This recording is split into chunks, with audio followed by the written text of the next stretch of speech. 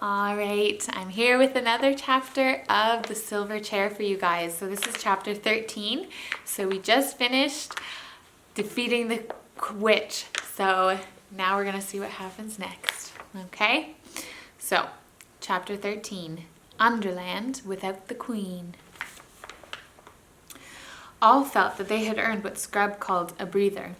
The witch had locked the door and told the Earthmen not to disturb her, so there was no danger of interruption for the present. Their first business was, of course, Puddleglum's burnt foot. A couple of clean shirts from the prince's bedroom, torn into strips, and well greased on the inside with butter and salad oil off the supper table, made a fairly good dressing. When this had been applied, they all sat down and had a little refreshment and discussed plans for escaping the underworld. Rillian explained that there were quite a lot of outlets by which one could get to the surface. He had been taken out through most of them at one time or another, but he had never gone out alone, only with the witch, and he had always reached these outlets by going in a ship across the sunless sea. What the Earthmen would say if he went down to the harbor without the witch and with 3 strangers, and simply ordered a ship, no one could guess. But on the other hand, the new outlet, the one for the invasion of the overworld, was on this side of the sea and only a few miles away. The prince knew that it was nearly finished. Only a few feet of earth divided the diggings from the outer air. It was even possible that it had now been quite finished. Perhaps the witch had come back to tell him this and to start the attack. Even if it was not, they could probably dig themselves out by that route in a few hours. If they could only get there without being stopped, and if only they found the diggings unguarded. But those were the difficulties. "If you ask me," began Puddleglum when Scrub interrupted. "I say," he said, "what's that noise?" "I've been wondering that for some time," said Jill. They had all, in fact, been hearing the noise, but it had begun and increased so gradually that they did not know when they had first noticed it. For a time it had been only a vague disquiet like gentle winds, or traffic very far away. Then it swelled to a murmur like the sea. Then came rumblings and rushings. Now there seemed to be voices as well, and also a steady roaring that was not voices. "By the lion," said Prince Rillian, "it seems this silent land has found a tongue at last." He rose, walked to the window, and drew aside the curtains. The others crowded around him to look out. The very first thing they noticed was a great red glow. Its reflection made a red patch on the roof of the underworld thousands of feet above them, so that they could see a rocky ceiling which had perhaps been hidden in darkness ever since the world was made. The glow itself came from the far side of the city, so that many buildings, grim and great, stood up blackly against it. But it also cast its light down many streets that ran from it toward the castle. And in those streets something very strange was going on. The closely packed, silent crowds of Earthmen had vanished. Instead, there were figures darting about by 1s or 2s or 3s. They behaved like people who did not want to be seen, lurking in shadow behind buttresses or in doorways, and then moving quickly across the open into fresh places of hiding. But the strangest thing of all to anyone who knew gnomes was the noise. Shouts and cries came from all directions, but from the harbor there came a low, rumbling roar, which grew steadily louder and was already shaking the whole city. "What's happened to the Earthmen?" said Scrub. "Is it them shouting?" "'Tis hardly possible," said the prince. "I never heard one of the rascals so much as speak with a loud voice in all the weary years of my bondage. Some new devilry, I don't doubt." "And what is that red light over there?" asked Jill. "Is something on fire?" "If you ask me," said Puddleglum, "I should say that was the central fires of Earth breaking out to make a new volcano. We'll be in the middle of it, I shouldn't wonder." "Look at that ship," said Scrub. Why is it coming on so quickly? No one's rowing it." "Look, look," said the prince. "The ship is already far this side of the harbour. It is in the street. Look, all the ships are driving into the city. By my head, the sea's rising. The flood is upon us. Aslan be praised, this castle stands on high ground, but the water comes on grimly fast." "Oh, what can be happening?" cried Jill. "Fire and water and all those people dodging about the streets." "I'll tell you what it is," said Puddleglum. "That witch has laid a train of magic spells so that whenever she was killed, at that same moment her whole kingdom should fall to pieces. She's the sort that wouldn't so much mind dying herself if she knew that the chap who killed her was going to be burned or buried or drowned 5 minutes later." "Hast hit it, friend Wiggle," said the prince. "When our swords hacked off the witch's head, that stroke ended all her magic works, and now the deep lands are falling to pieces. We are looking on the end of the underworld." "That's it, sir," said Puddleglum, "unless it should happen to be the end of the whole world." "But are we just going to stay here and wait?" gasped Jill. "Not by my counsel," said the prince. "I would save my horse, Coal-Black, and the witch's Snowflake, a noble beast and worthy of a better mistress, which are both stabled in the courtyard. After that, let us make shift to get out to high ground, and pray that we shall find an outlet. The horses can carry 2 each at need, and if we put them to it, they may outstrip the flood." "Will your highness not put on armour?" asked Puddleglum. "I don't like the look of those," and he pointed down the street. Everyone looked down. Dozens of creatures, and now that they were close they were obviously Earthmen, were coming up from the direction of the harbour. But they were not moving like an aimless crowd. They behaved like modern soldiers in an attack, making rushes and taking cover, anxious not to be seen from the castle window. "I dare not see the inside of that armour again," said the prince. "I rode in it as a movable dungeon, and it stinks of magic and slavery. But I will take the shield." He left the room and returned with a strange light in his eyes a moment later. "Look, friends," he said, holding out the shield towards them. "An hour ago it was black and without device, and now this!" The shield had turned bright as silver, and on it, redder than blood or cherries, was the figure of the lion. "Doubtless," said the prince, "this signifies that Aslan will be our good lord, whether he means us to live or die, and all's one for that. Now, by my counsel, we shall all kneel and kiss his likeness, and then all shake hands with one another as true friends that may shortly be parted. And then let us descend into the city and take the adventure that is sent us." And they all did as the prince had said, but when Scrub shook hands with Jill, he said, "So long, Jill. Sorry I've been a funk and so ratty. I hope you get safe home." And Jill said, "So long, Eustace. I'm sorry I've been such a pig." And this was the first time they had ever used Christian names, because they didn't do it at school. The prince unlocked the door, and they all went down the stairs, 3 of them with drawn swords, and Jill with drawn knife. The attendants had vanished, and the great room at the foot of the prince's stairs was empty. The grey, doleful lamps were still burning, and by their light they had no difficulty in passing gallery after gallery and descending stairway after stairway. The noises from outside the castle were not so easily heard here as they had been in the room above. Inside the house all was still as death and deserted.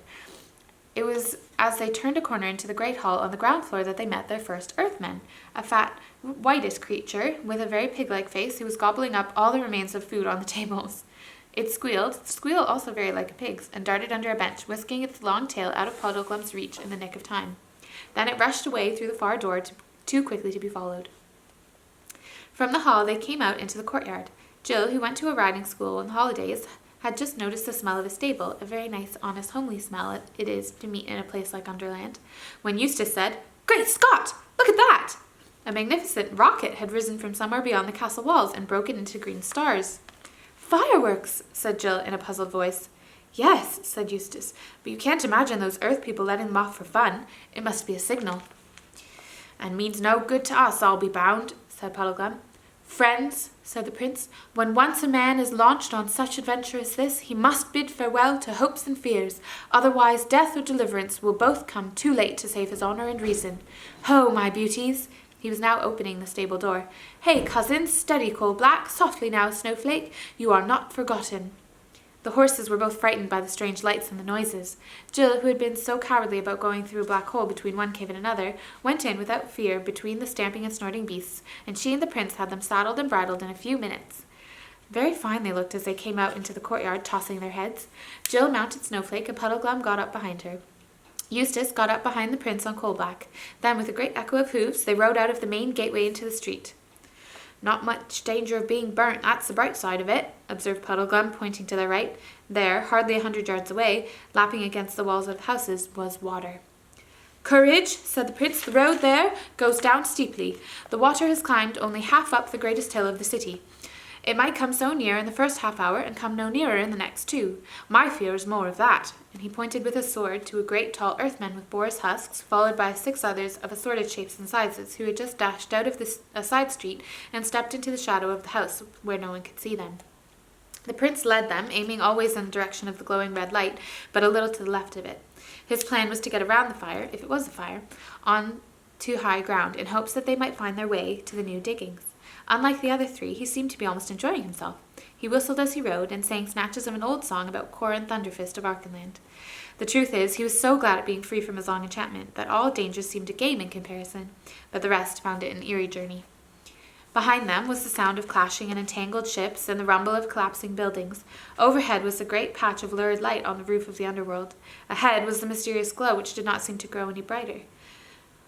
From the same direction came the continuous hubbub of shouts, screams, catcalls, laughter, squeals, and bellowings, and fireworks of all sorts rose in the dark air. No one could guess what they meant. Near to them, the city was partly lit up by the red glow, and partly by the very different light of the dreary gnome lamps. But there were many places where neither of these lights fell, and those places were jet black. And in and out of those places the shapes of earthmen were darting and slipping all the time, always with their eyes fixed on the travellers, always trying to keep out of sight themselves. There were big and little faces, huge eyes like fishes' eyes, and little eyes like bears'. There were feathers and bristles, horns and tusks, nose like whipcord, and chins so long they looked like beards. Every now and then a group of them would get too big or come too near. Then the prince would brandish his sword and make a show of charging them, and the creatures, with all manner of hootings, squealings, and cluckings, would dive away into the darkness. But when they had climbed many steep streets and were far away from the flood, and almost out of the town on the inland side, it began to be more serious. They were now close to the red glow and nearly on level with it, though they still could not see what it really was.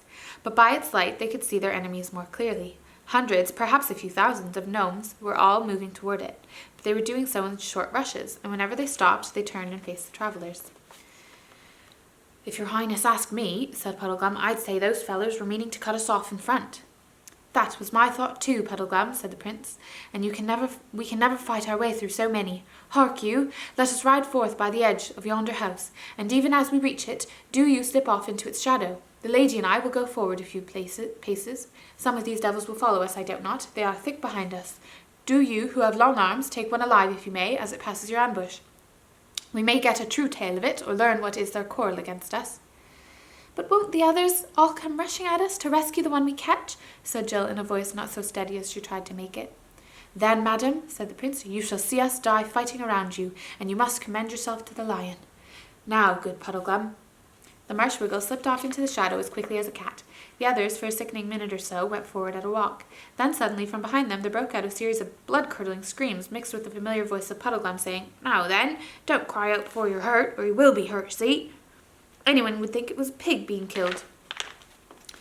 "That was good hunting," exclaimed the prince, immediately turning coal-black and coming back to the corner of the house. "Eustace," he said, "of your courtesy, take Coal-Black's head." Then he dismounted, and all three gazed in silence while Puddleglum pulled his catch out into the light. It was a most miserable little gnome, only about 3 feet long. It had a sort of ridge like a coxcomb, which is a rooster, only hard, on top of his head, little pink eyes, and a mouth and chin so large and round that its face looked like that of a pygmy hippopotamus. If they had not been in such a tight place, they would have burst into laughter at the sight of it. "Now, Earthmen," said the prince, standing over it and holding his sword point very near the prisoner's neck, "speak up like an honest gnome, and then you shall go free. Playing the knave with us, and you are but a dead Earthman. Good Puddleglum, how can it speak while you hold its mouth tight shut?"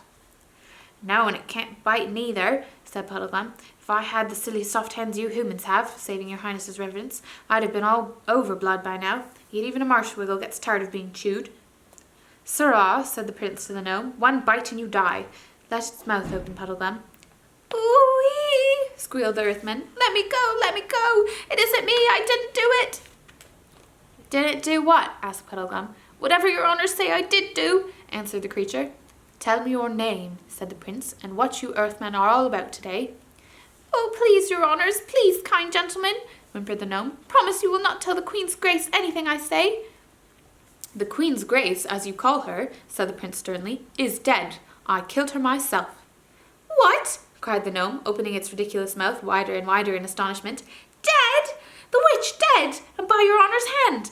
It gave a huge sigh of relief and added, "Why then your honour is a friend." The prince withdrew his sword an inch or so. Puddleglum let the creature sit up. It looked around on the 4 travellers with its twinkling red eyes, chuckled once or twice, and began. And that's our chapter. There you go.